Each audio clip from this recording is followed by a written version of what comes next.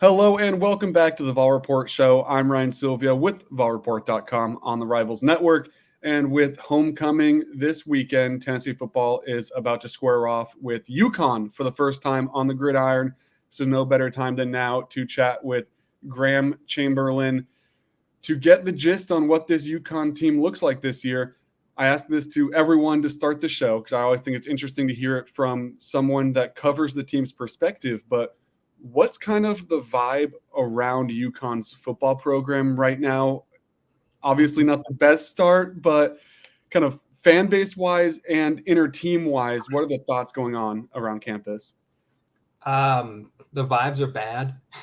I guess we'll just start there. This wasn't what the expectation was coming into this season. Last year in Jim Mora's first season, they were able to go 6-6, make it to a bowl game.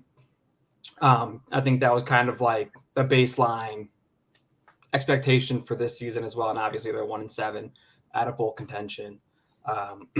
So far, just the one win on the road against Rice.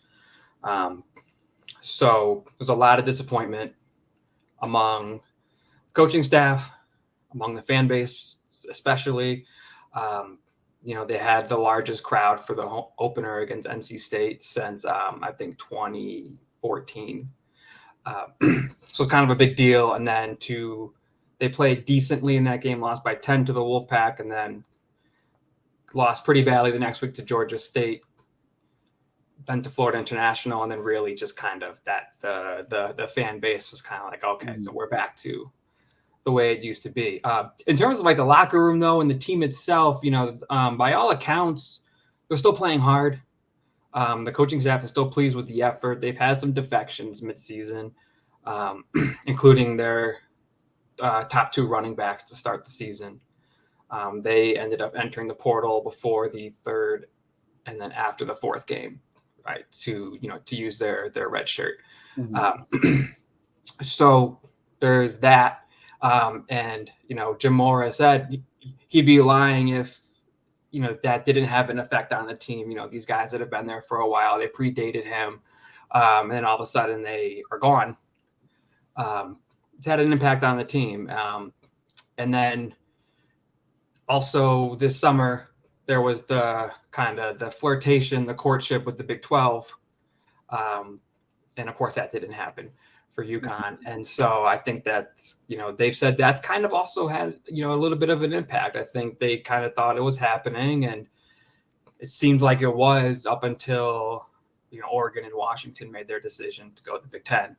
And then, all heck broke loose after that. So I think it was something that they were kind of expecting, and they kind of had a letdown, but they're still trying. They're not losing. We're kind of in this weird spot now where it's like, they used to be losing every game by 40. Now they're losing by 3, by 7, by 10. And it's like, it's kind of a weird feeling. Like, it doesn't feel better, but it's like it is better, but it still doesn't feel great. Before we jump more into the football side of things, I do want to ask about just this matchup as a whole school-wise, because obviously on the basketball court women's side, this is a historic rivalry, one that's been played for a while, not being played this year, but one that has a lot of history to it. And then Tennessee wearing some Summit blue accents for Alzheimer's research in the memory of Pat Summit, but the timing is, of course, intentional, I would have to say, with UConn coming to town. So just what are your thoughts as a whole on these two meeting on the football field for the first time and just kind of squaring off in a different format than we usually see? Yeah, it is cool. Anytime you get an opportunity to play in an atmosphere like Neyland Stadium, like that's a really cool thing. I still remember when this game was when the series was originally scheduled, it was supposed to be a home and home back in the Big East days, right? And then that would have been very cool to have Tennessee come to Connecticut, but I understand why they're not. But yeah, I think fans know Tennessee obviously very well between the women's basketball, the men's basketball, and football. So if the fan base really likes to see these kinds of games where they're playing against known entities. I think the hope is that they'll compete, but I think it definitely makes for exciting matchups for us. Yeah. So last year, 6-6, make a bowl game for the first time in what feels like forever. And you said that was kind of the expectation heading into this year. Obviously not how it started. What you touched on it a little bit earlier, but has there been one big difference or maybe a couple big differences this season compared to last year that's led to that change? I think so. I mean, a lot of it stems kind of on the offensive end. And last year they had a very, very strong running game. 4 of those offensive linemen came back. The center, who was a transfer in from Dartmouth last year, he graduated, exhausted his eligibility. And I think he was really a big part of the offense, much bigger than I think people really thought. Last year, and it's hard to compare to last year in terms of the passing game because they ended up having to start a true freshman quarterback. Mm-hmm. Second series of the first game of the season. Wasn't what the expectation was. They really didn't have a lot of receivers. Most of them got hurt. I think they were down 3 or 4 wide receivers, by game 3. So really hard to kind of build that chemistry and really just thrown into the fire with guys you don't know, and also, receivers that, quite frankly, weren't good enough to create separation and get open. And, they didn't even pass for 200 yards in any game last season. So very, very strong running game. And this year it's kind of balanced out a little more. Like they have a lot fewer rushing yards. I think they're averaging about 50-ish fewer rushing yards per game, but the passing game is up. They've thrown for 250 yards, 2 games in a row. First time that's happened. And I don't know. I'd have to think maybe a second Obama administration. I don't know how long it's been. It feels like a very long time. So they just don't have it. It also seems as if they don't have that clutch gene. I'll give an example that I was talking about on Twitter yesterday. I was kind of just looking at some year-over-year stats, and they were a pretty heavily penalized team last year, averaging about 8 per game. They've gotten that down to 5 per game this year, but they've been at very, very inopportune moments. Last weekend against BC, they had the ball in the fourth quarter. BC, strong run games. They're just chewing clock. So UConn's down 7. They have the opportunity to tie the game. They get 4 penalties on this drive.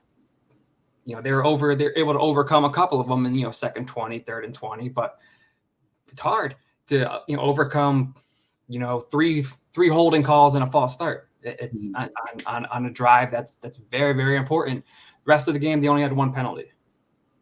So it's they're just making mistakes when they cannot make mistakes. And I think it shows just how slim the margin really is for a team like this. They really have to play strong, mistake-free football in order to be in the game. And they've been in the games, but then they just haven't been able to just get over that hump and, get the winning score, the winning field goal.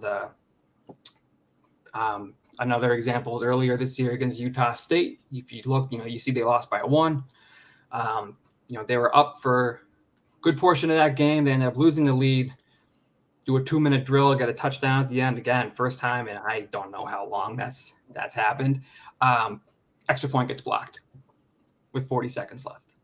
It's just there's just these glaring mistakes that happen, and just to be quite frank, they're not good enough to overcome these things. Mm-hmm. I think that's the biggest difference between last year. I mean, there's not a huge difference I don't think there's a huge difference in the production. I think they're a little bit of a deeper team than last year, but I think last season they ran into some fortunate situations, like Fresno State flying across the country to play. It's 50 degrees. They don't have Jacob Hayner. He's injured, right? That helps. Boston College's entire offensive line injured last season, right? That helps. Liberty, Hugh Freeze is halfway out the door, end of the year. They ran into these situations, and obviously you have to take advantage of these. UConn teams in the past still would have lost.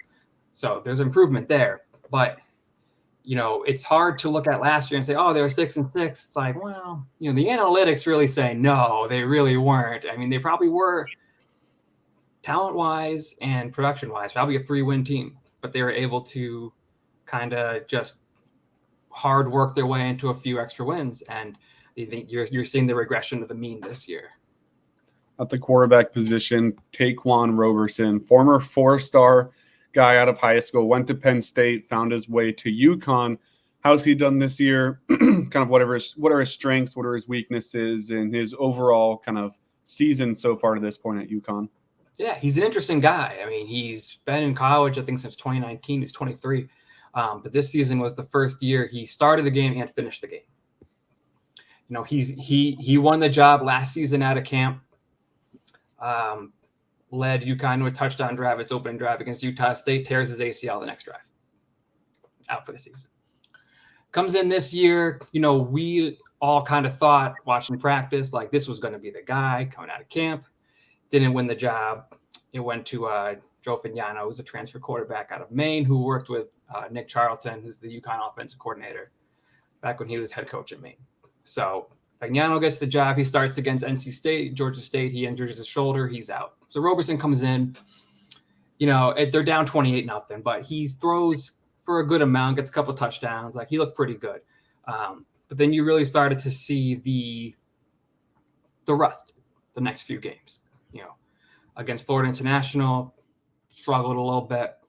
Against Duke, it's probably the only other team similar talent-wise to Tennessee this year. It was a really tough game for him in the rain in East Hartford. Really came out strong against Utah State and Rice, able to get a win against Rice. He is a pocket passer. He's a little bit on the shorter side. He's about 5'11". But he can run. I wish that he would, frankly, I wish he would run more. I think he's talented in that regard. But he likes to sit in the pocket. You know, he makes his read. He has a strong arm. He's accurate. He's able to get out of the pocket and throw on the run a little bit too. You know, fortunately for him, the offensive line's kept a pretty clean pocket this season. I think they've been sacked twice in 2 games, but like that's a season high.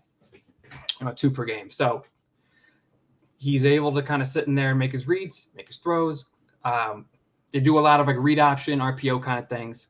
Doesn't keep it as much. Like I said, wish he would. But his game is he likes to sit in there, strong arm. They're going to try to establish the run. And then once that run's kind of established, he's going to go play action. And you know, he can throw it deep on you. So that's the game plan typically for them. Sometimes it takes a couple drives to get into rhythm, but that's what you're looking at for Roberson. Yep. You said that his pocket's been pretty clean this year. The offensive line has done a good job. And you said earlier, too, that's a lot due to the production that returned from last year against an SEC defensive front, though. Kind of how do you think that's going to match up? Tennessee's had a lot of success this year getting after the quarterback. Do you think UConn's going to be able to keep his pocket mostly clean, let routes develop, let him use his arm, or how do you see that playing out? I think it'll stay pretty clean. I think they'll be happy with the sacks allowed for this one or the hurries. Like I don't think that Tennessee will be living in the backfield the whole game. Mm-hmm. With that said, is he going to have enough time for the routes to develop? They're kind of slow developing to begin with, so I'm not super confident in that regard. They're really going to have to try to just do quick throws, you know, quick slants, quick, you know, kind of curls, outs. They love to throw some screens.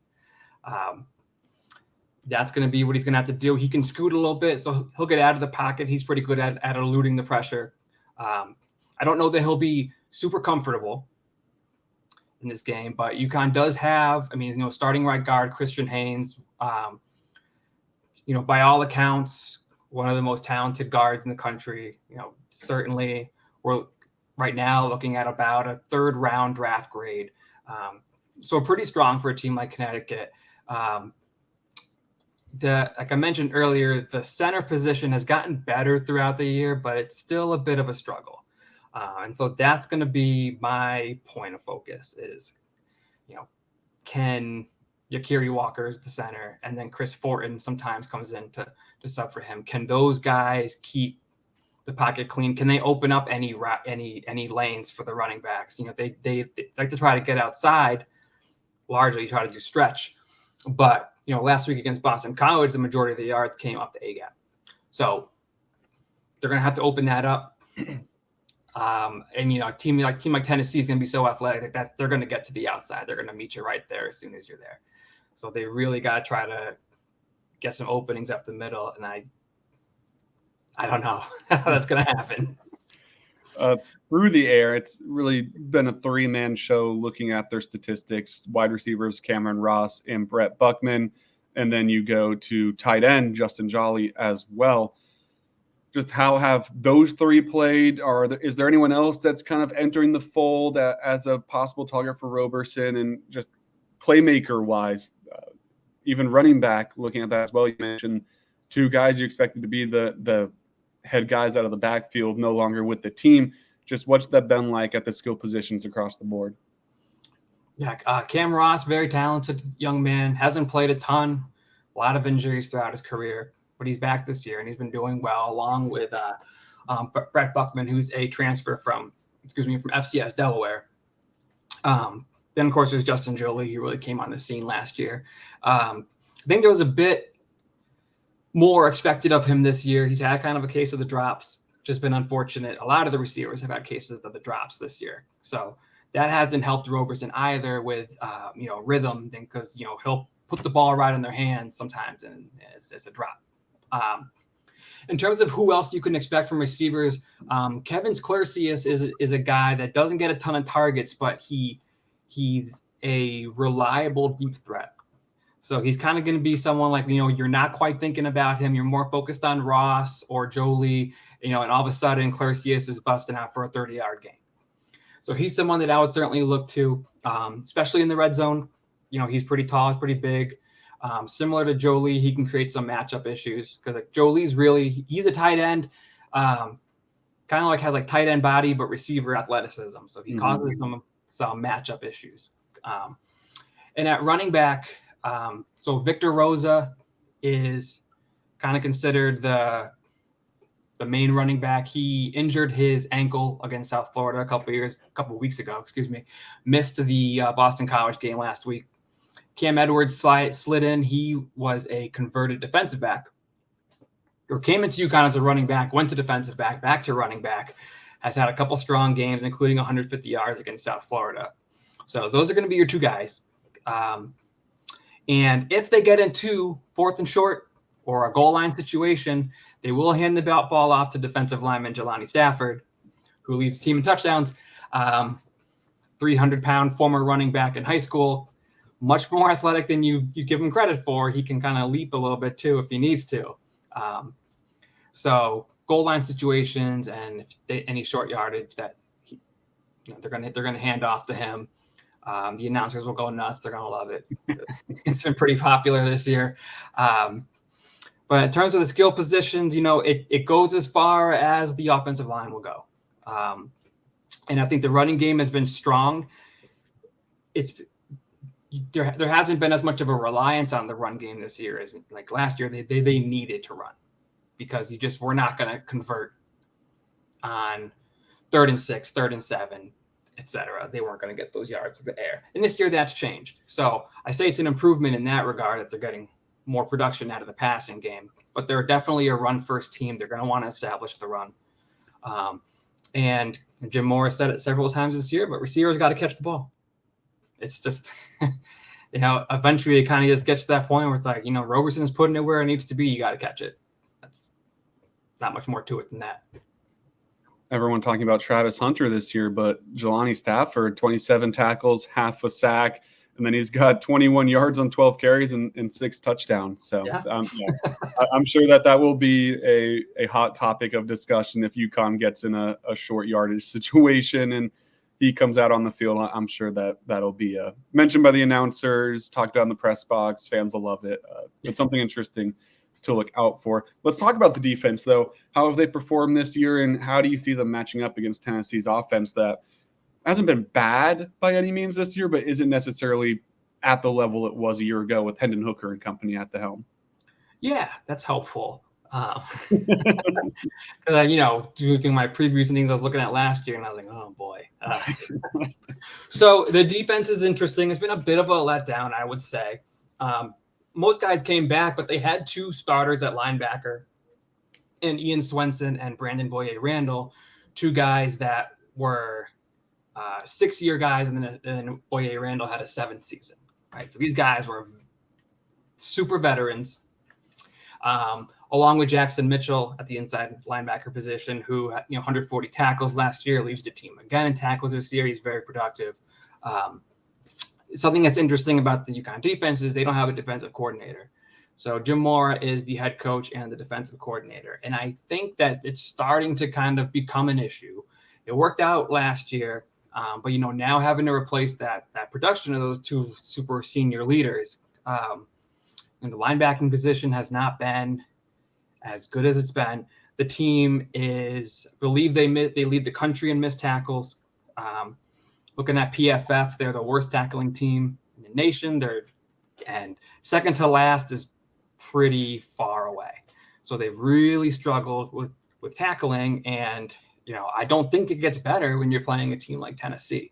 You really have to wrap up and you need to be sound when you tackle. And I worry. They play, pretty loose, not a lot of man coverage. They play a lot of zone.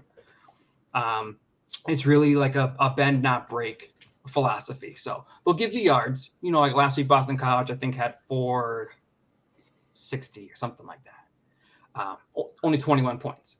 So like that's the strategy. They're going to try to hold you to 3. They're going to try to get you kind of like in no man's land. Try for a long field goal, something like that. But you'll definitely get yards within the 20s. The strength, I would say, coming into the year is the defensive line. You got guys like Eric Watts. You have Jelani Stafford, Dalmon Gordine. These guys are also veterans.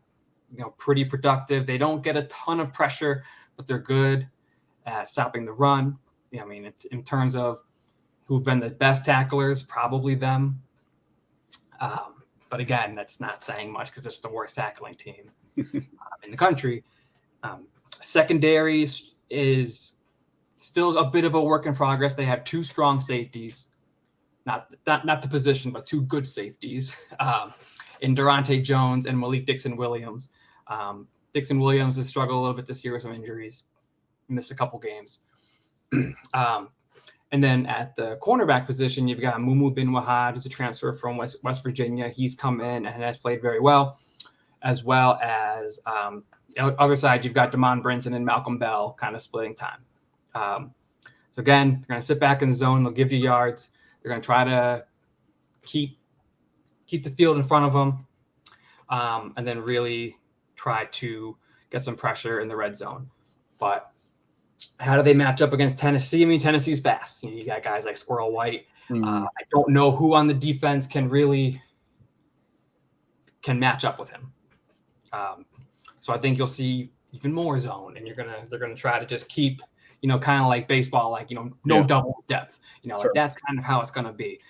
So I'm sure there'll be Joe Milton will have a high completion rate. And I think Jim Mora will be fine with that as long as they can kind of keep him out of the end zone at some points. So Tennessee fans, don't be too concerned if Joe Milton isn't hitting on the deep ball too much, because it probably won't be there. Sounds like another game where he's looking more in the intermediate, in the short game, throwing the ball, and obviously expect a big rush attack from Tennessee as usual as well. But Graham, before we get out of here, you don't have to give me an exact score if you don't want to, but I'm interested to hear how you see this game playing out, who you see winning, about the margin, something in that ballpark of how you see this one going down on Saturday. I got a score. I'm going with same score as the Duke game. I think 41-7. Tennessee wins. Kind of like I see like a backdoor cover, kind of maybe like a late touchdown. I really think that UConn is going to struggle moving the ball, and I think the defense will. I think it might surprise people a little bit, but you can only be on the field so long against a team like Tennessee. Yeah. So I think eventually, it might start off with. I can see this going one of two ways. I can see it either Tennessee starts off hot, gets some scores, and then they kind of like stagnate for a little bit, maybe get a couple of late scores. Or the opposite, UConn comes out strong on defense. They're not going to be scoring, but, Tennessee might have maybe 14, 17 points at the half, something like that. And then eventually the dam kind of breaks. So that's my thinking. I think that UConn really just wants to compete and show, like, we're not that bad. I don't think we're as bad as our 1-7 record is, but at the end of the day, you are as bad as your record is. You are what your record says you are. So I think they're going to want to prove that they can belong. And a lot of these guys are probably passed over by SEC schools, especially those that are like from South Carolina, Georgia, etc. So they'll have something to prove, but the talent differentials is going to be too much. Graham, thank you for joining. Tell everyone where they can follow you on social medias, where they can read your work and all that good stuff. Yeah. On Twitter, you can look my name there, Graham Chamberlain. My handle is PausARF Blog. That's the name of the stadium, Pratt Whitney Stadium at Rancho Field. That's the acronym.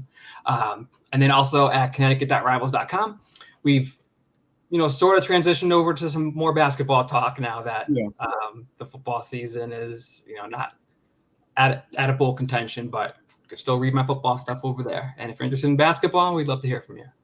Reigning national champions, hard not to be excited for UConn season this year in Tennessee with the pretty good men's hoops team as well. So it could be a possible Final Four, Elite Eight matchup in the NCAA tournament. So make sure you head over to UConn Report and get all of that information ahead of this football game and basketball season as well. Thank you, Graham, for hopping on the show. Make sure you guys also head over to VolReport.com for all of your Tennessee information that you need. As like we just talked about, basketball season is here. Men's team had an exhibition yesterday. Women's team an exhibition the day before that.